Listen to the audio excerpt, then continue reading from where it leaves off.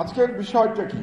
আজকের বিষয় হচ্ছে ফ্যাসিবাদী আমলে সাংবাদিকদের ভূমিকা বা সংবাদ মাধ্যমের ভূমিকা এবং প্রবাস থেকে দেখা বা নির্বাসন থেকে দেখা ফ্যাসিবাদ, দুটো সাবজেক্ট আজকে।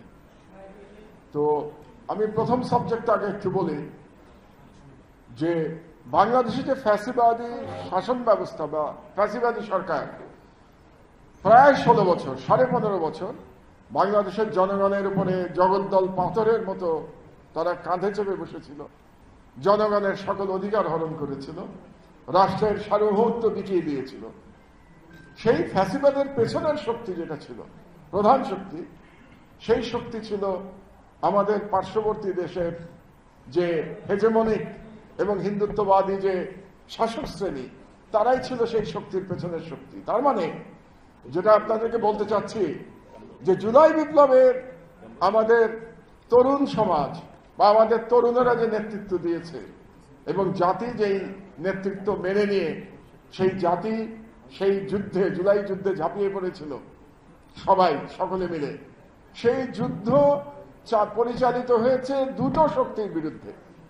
একটা হচ্ছে দেশীয় অভ্যন্তরীণ ফ্যাসিবাদী শক্তি, শেখ হাসিনার ফ্যাসিবাদী সরকার, আর একটা শক্তি হলো বাইরের শক্তি, ভারতীয় আধিপত্যবাদী যে শক্তি, তার বিরুদ্ধে লড়াই। এটা কিন্তু দুই লড়াই একসঙ্গে হয়েছে এবং আলহামদুলিল্লাহ আল্লাহর অসীম রহমতে আমরা দুটো শক্তিকে পরাভূত করতে পেরেছি মহান জুলাই বিপ্লবের মাধ্যমে। তো এই যে ফ্যাসিবাদ তৈরি হয়েছিল, সেই ফ্যাসিবাদের অনেকগুলো রূপ আছে। তার মধ্যে একটা রূপ হচ্ছে, আমি যেটাকে বলি, সাংস্কৃতিক ফ্যাসিবাদ। এবং এই যে আমরা গণমাধ্যমের ভূমিকা নিয়ে আলোচনা করতে গেলে আমাদেরকে সাংস্কৃতিক ফ্যাসিবাদ বিষয়টা একটু বুঝতে হবে। কারণ হচ্ছে যে বাংলাদেশের স্বাধীনতার পর থেকে বাংলাদেশের মিডিয়াতে একটা বড় অংশের মধ্যে ফ্যাসিবাদী শক্তি এবং সাম্রাজ্যবাদী বা হেজেমনিক শক্তি তার অনুপ্রবেশ ঘটেছিল এবং সেই অনুপ্রবেশ আস্তে আস্তে বাংলাদেশের মিডিয়াকে গ্রাস করেছিল। তার চূড়ান্ত যে প্রতিফলন আমরা দেখতে পেয়েছি শেখ হাসিনার 15 বছরের শাসনামলে। এবং সেই সময় আমরা দেখতে পেয়েছি যে সাংস্কৃতিক ফ্যাসিবাদ কিভাবে রাষ্ট্রকে নিয়ন্ত্রণের চেষ্টা করেছে। যে ফ্যাসিবাদের যে বয়ান, সেই বয়ানকে শক্তিশালী করেছে মিডিয়ার একটা বড় অংশ এই 15 বছর ধরে। এটা আমাদের ভুলে গেলে চলবে না। এবং সেই যে শক্তি, যে সাংস্কৃতিক ফ্যাসিবাদী শক্তি যারা মিডিয়াকে দখল করে রেখেছিল অর্ধ শতাব্দীর অধিককাল ধরে, মানে স্বাধীনতার পর থেকেই, সেই শক্তি কিন্তু নিঃশেষিত হয়ে যায় নাই। এটা আমাদেরকে উপলব্ধি করতে হবে। এখনো বাইরে আছে সেই শক্তিকে, আমরা সেইভাবে আমরা মিডিয়াকে এখনো সেই শক্তি থেকে মুক্ত করতে পারি নাই। এটা আমাদের সকলের সম্মিলিত ব্যর্থতা। এবং এই ব্যর্থতার কারণেই আজকে আমরা আবার সেই সাংস্কৃতিক ফ্যাসিবাদের পেশির আস্ফালন দেখতে পাচ্ছি এবং এ ব্যাপারে আমাদের সতর্ক হওয়া প্রয়োজন, যে কথাটা একটু আগে আমাদের সাংবাদিক নেতারা বলে গেছেন। এবং এই সতর্কতা আমরা যদি রাখতে না পারি, তাহলে আবারও আমাদের জনগণের স্বাধীনতা এবং রাষ্ট্রের সার্বভৌমত্ব হুমকির মধ্যে পড়বে। এটা সম্পর্কে আমাদের সতর্ক থাকা দরকার। তো এই যে ফ্যাসিস্ট শক্তি, এই যে সাংস্কৃতিক ফ্যাসিস্ট শক্তি যারা বাংলাদেশকে নিয়ন্ত্রণ করতে চেয়েছে, কেন নিয়ন্ত্রণ করতে চেয়েছে? প্রথম কারণ হচ্ছে তারা একটা পার্শ্ববর্তী রাষ্ট্রের স্বার্থ, তারা সেই স্বার্থের পক্ষে তারা কাজ করেছে। প্রথমত সেই পার্শ্ববর্তী রাষ্ট্রের প্রভুত্ব বাংলাদেশে কায়েম করতে চেয়েছে এবং সেই কায়েমের পক্ষে তারা বয়ান তৈরি করেছে। আর দ্বিতীয়ত ব্যক্তি স্বার্থ।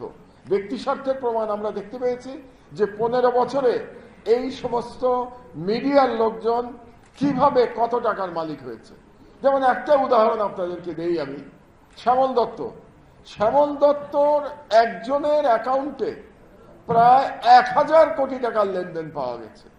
এটা কি ভাবতে পারা যায় যে একজন সাংবাদিকের অ্যাকাউন্টে 1000 কোটি টাকার লেনদেন?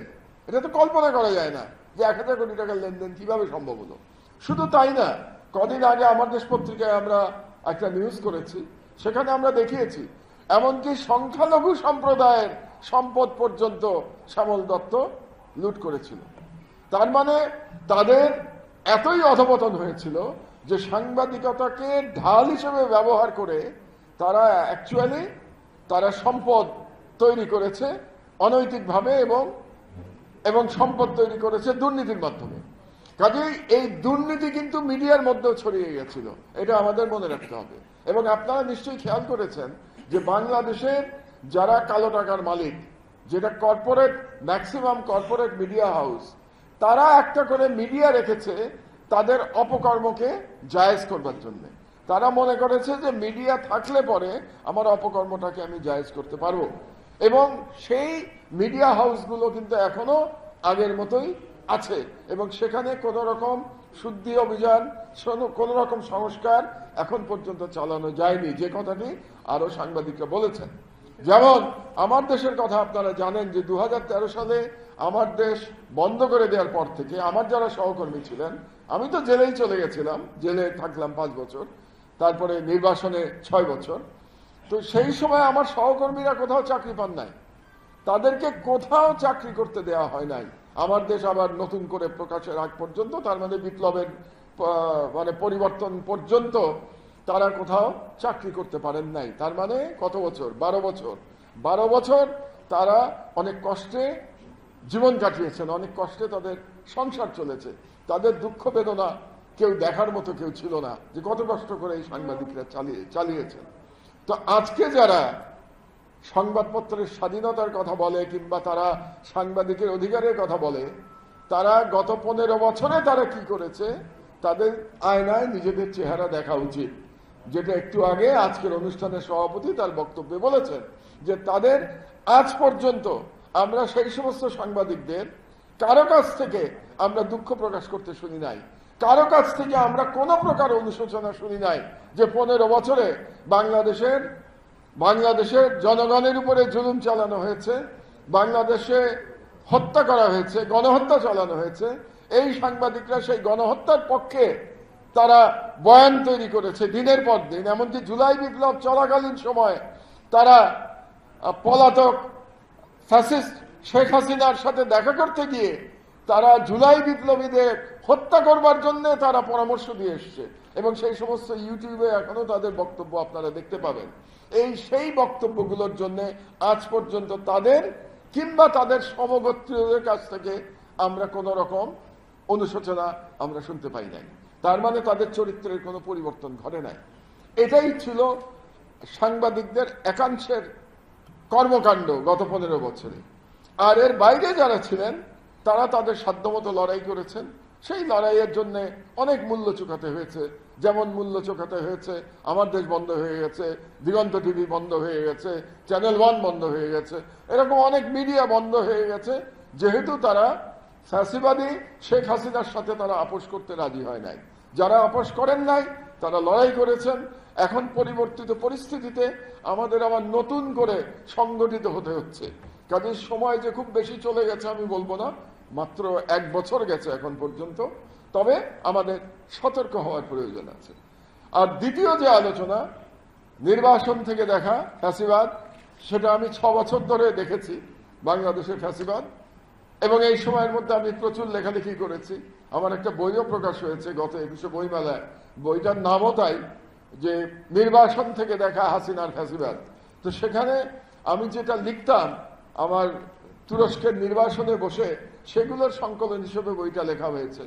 এবং আমি আপনাদেরকে একটা শুধু আনন্দের কথা বলি, যে আমি বাংলাদেশের জনগণ যারা দেশের বাইরে আছেন তাদের মধ্যে ফ্যাসিবাদের বিরুদ্ধে যে ঐক্য দেখতে পেয়েছিলাম, এটা আপনাদেরকে আমি বলতে পারি এটা অনন্য সাধারণ ঐক্য।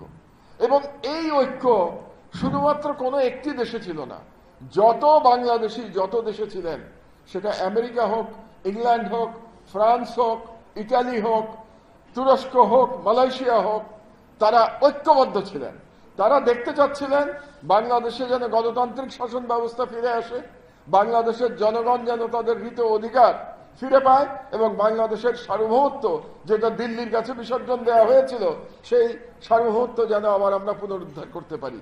এটার জন্য পুরো প্রবাসী বাংলাদেশিরা তারা ঐক্যবদ্ধ ছিলেন। এবং আপনাদের নিশ্চয়ই মনে আছে যে আন্দোলনের একেবারে চূড়ান্ত পর্বের আগ থেকে বিদেশে বসবাসরত বাংলাদেশিরা, প্রবাসী বাংলাদেশিরা রেমিটেন্স বন্ধ করে দিয়েছিলেন। আপনারা চিন্তা করে দেখেন যে একটা মানুষের মধ্যে কতটা দেশপ্রেম থাকলে তারা এই কাজটি করতে পারেন। কারণ হচ্ছে, আমরা তো সবাই জানি যে অধিকাংশ প্রবাসী বাংলাদেশি বা যারা রেমিটেন্স যোদ্ধা আছেন বিদেশে, তাদের সংসারের অবস্থা খুব ভালো না। তাদের টাকা দিয়ে তাদের সংসার চলতে হয়, তারা যে টাকা পাঠান, কিন্তু তারা সেই সংসারের কষ্ট মেনে নিয়েছিলেন। তারা বৃহত্তর রাষ্ট্রের বৃহত্তর স্বার্থের জন্য তারা নিজেদের কষ্ট মেনে নিয়ে তারা বিসর্জন দিয়েছিলেন এবং রেমিটেন্স বন্ধ করে দিয়েছিলেন। এবং আপনারা যদি স্ট্যাটিস্টিক্স দেখেন তাহলে দেখতে পাবেন যে জুলাই বিপ্লবের পর থেকে বাংলাদেশে রেমিটেন্স বৃদ্ধির পরিমাণ শতকরা 25%, মিনিমাম 25% আপনার গ্রোথ হচ্ছে রেমিটেন্সে। তার মানে হচ্ছে তারা জুলাই বিপ্লবের পর থেকে অধিক হারে রেমিটেন্স তারা বাংলাদেশে পাঠাচ্ছেন।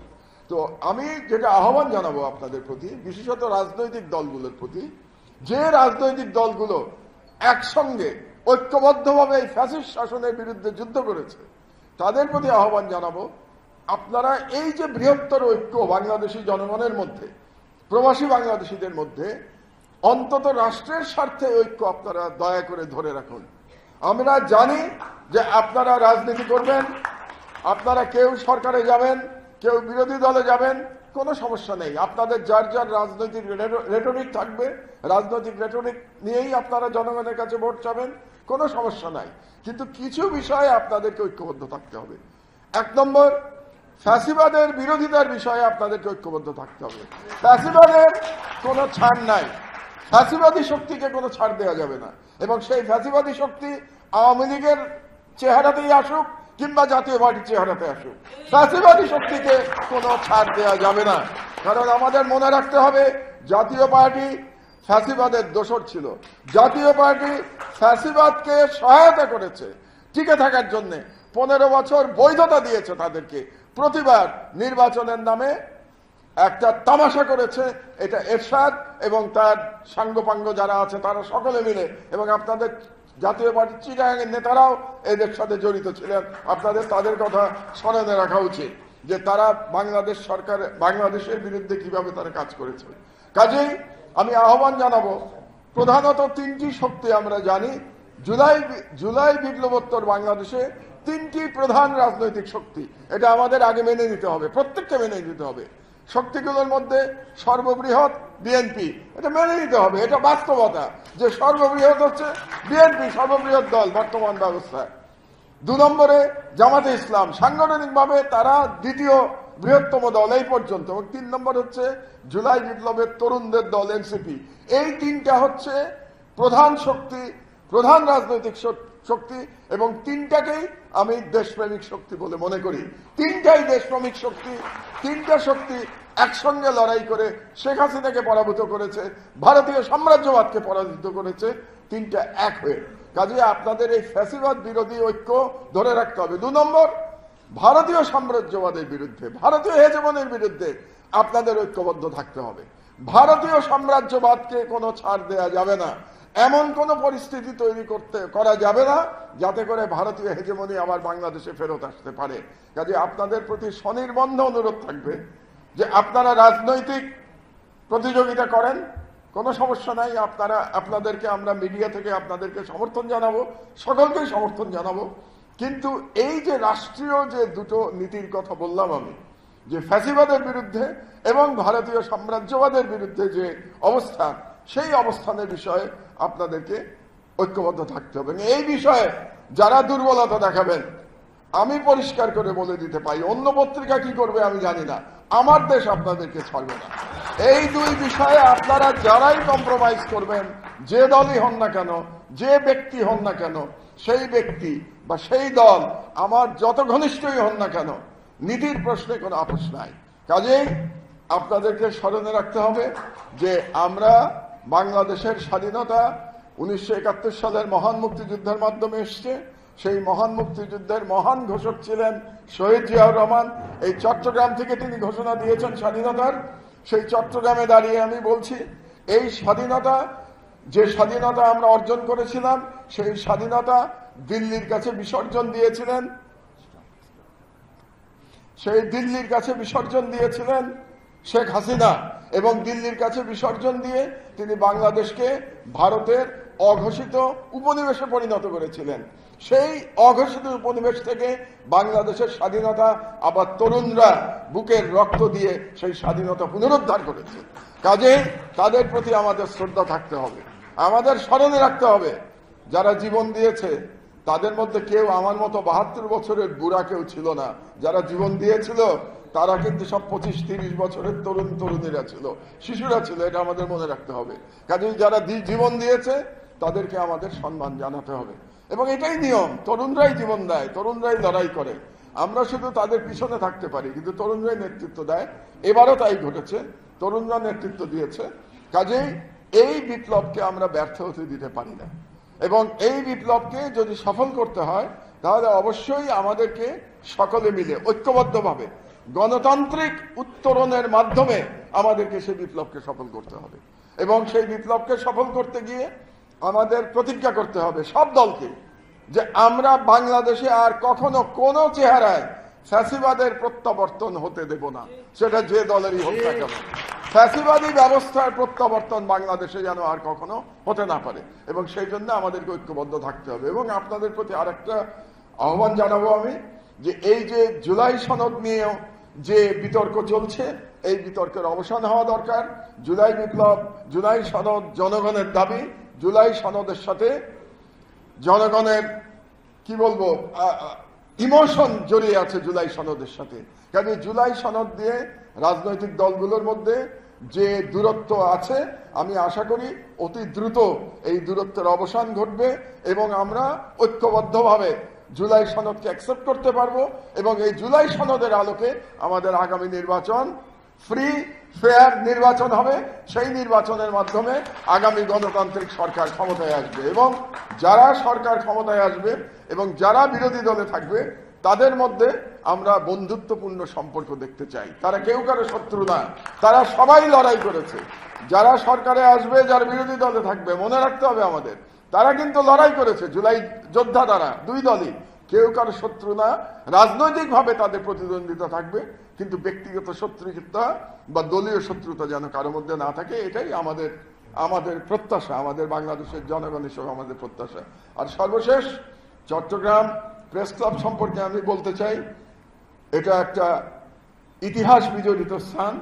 এখানে যেন আবার কখনো ফ্যাসিবাদের অবস্থান না হয়, এবং এখানে ফ্যাসিবাদী শক্তির বিরুদ্ধে আমাদেরকে লড়াই করতে হবে।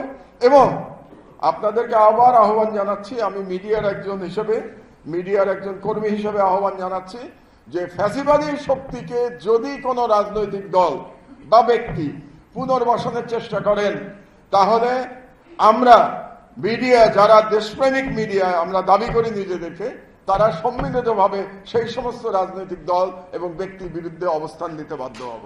কাজেই আপনারা এমন কিছু করবেন না যাতে করে ফ্যাসিবাদী শক্তি এদেশে আবার পুনর্বাসিত হতে পারে।